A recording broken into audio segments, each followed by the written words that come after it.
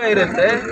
ಅವಾಗ ನೀವು ಬರೇ ಜಪ ಮಾಡ್ಕೊಂಡು ಕೂತ್ಕೊಂಡ್ರೆ ನಿಮಗೆ ನಿಮ್ಮ ತಟ್ಟೆಗೆ ಅನ್ನ ಬರೋದಿಲ್ಲ. ನಾವು ಯಾವ ವಿಚಾರಗಳನ್ನು ಮಾಡಿದ್ವಿ, ನಾವು ನಿರುದ್ಯೋಗ ಸಮಸ್ಯೆ ಉದ್ಯೋಗ ಕೊಡಿಸ್ತೀವಿ ಅಂತ ನಾವು ಚುನಾವಣೆ ಮಾಡಿದ್ವಿ. ಮನೆಗೆ ಆರ್ಥಿಕ ಸ್ಥಿರತೆ ತರ್ತೀವಿ ಅಂತ ನಾವು ಚುನಾವಣೆ ಮಾಡಿದ್ವಿ. ಸಾಮಾಜಿಕ ನ್ಯಾಯ ಕೊಡಿಸ್ತೀವಿ ಅಂತ ಚುನಾವಣೆ ಮಾಡಿದ್ವಿ.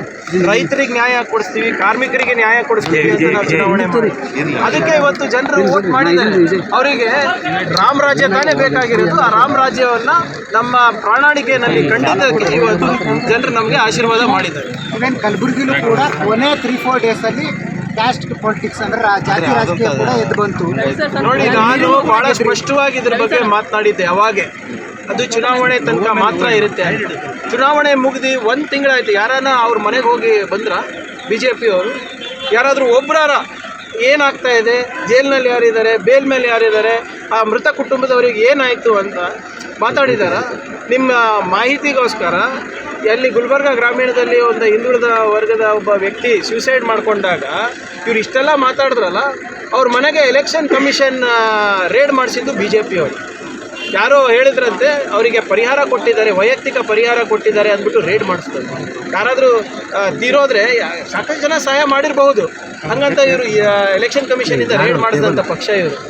ಅದಕ್ಕೆ ನಾನು ಮುಂಚೆಯಿಂದನೂ ಹೇಳ್ತಾ ಇದ್ದೀನಿ, ಜಾತಿ ಧರ್ಮ ದೇವರು ಇವರಿಗೆ ಬರೀ ಚುನಾವಣೆ ಸಂದರ್ಭಕ್ಕಷ್ಟೇ ಸೀಮಿತ. ಈಗ ನೋಡೋಣ, ಈಗ ಇನ್ನು ಮುಂದೆ 4 ವರ್ಷ ಎಷ್ಟು ಸಾರಿ ಬೀದಿಗೆ ಬಿಡ್ತಾರೆ ನೋಡೋಣ ನಾವು. ನೋಡಿ, ನಮಗೆ ಕಲ್ಯಾಣ ಕರ್ನಾಟಕದಲ್ಲಿರ್ಬೋದು, ಕಲಬುರಗಿನಲ್ಲಿರ್ಬೋದು ನಮ್ಮ ಗ್ಯಾರಂಟಿಗಳು ಕೆಲಸ ಮಾಡಿದೆ. ಮತ್ತು ಎಲ್ಲ ನಮ್ಮ ಶಾಸಕರು ಮತ್ತು ಎಲ್ಲ ನಮ್ಮ ನಾಯಕರು ಒಂದು ಸಿಂಗಲ್ ವರ್ಕಿಂಗ್ ಯೂನಿಟ್ ಆಗಿ ನಾವು ಕೆಲಸ ಮಾಡಿದ್ವಿ. ಕೇಂದ್ರದಲ್ಲಿ ಇಷ್ಟೆಲ್ಲ ಅವರಿಗೆ ಹಣದ ಬಲ ತೋಳ್ಬಲ ಇದ್ರೂ ಕೂಡ ಕಲಬುರಗಿ ಜನರು ಇವತ್ತು ಗ್ಯಾರಂಟಿ ಪರವಾಗಿ, ಸುಶಾಸನ ಪರವಾಗಿ, ಒಳ್ಳೆ ಆಡಳಿತದ ಪರವಾಗಿ ಮತವನ್ನು ನೀಡಿದ್ದಾರೆ. ಜನರು ತೀರ್ಪು ಕೊಟ್ಟಿದ್ದಾರಲ್ಲ, ಈಗ ಅವರು ಉತ್ತರಿಸ್ಬೇಕು. ಯಾರು ತಪ್ಪಿಸ್ಕೊಂಡು ಓಡಾಡ್ತಾ ಇದ್ದಾರೆ, ಯಾರು ಬೇಲ್ ಮೇಲಿದ್ದಾರೆ, ಯಾರು ಜೈಲಿನಲ್ಲಿದ್ದಾರೆ, ಅವರು ಉತ್ತರಿಸ್ಬೇಕು. ಡಿ ಕೆ ಸುರೇಶ್ ಅವರಂಥ ವ್ಯಕ್ತಿ ಅಂದರೆ ಅಂಥ ಕೆಲಸಗಾರರ ಎಲ್ಲರೂ ಇರೋಕ್ಕಾಗಲ್ಲ. ₹1 ಕೂಡ ಕೇಂದ್ರದಿರ್ಬೋದು, ರಾಜ್ಯದಿರ್ಬೋದು ಹುಡುಕಿ ತೊಗೊಂಡೋಗಿ ಅವ್ರ ಕ್ಷೇತ್ರಕ್ಕೆ ಹಾಕುವಂಥ ವ್ಯಕ್ತಿ. ಅವರ ಸೋಲು ನಿಜವಾಗ್ಲೂ ನನಗೆ ಭಾಳ ಆಶ್ಚರ್ಯ ಆಗಿದೆ.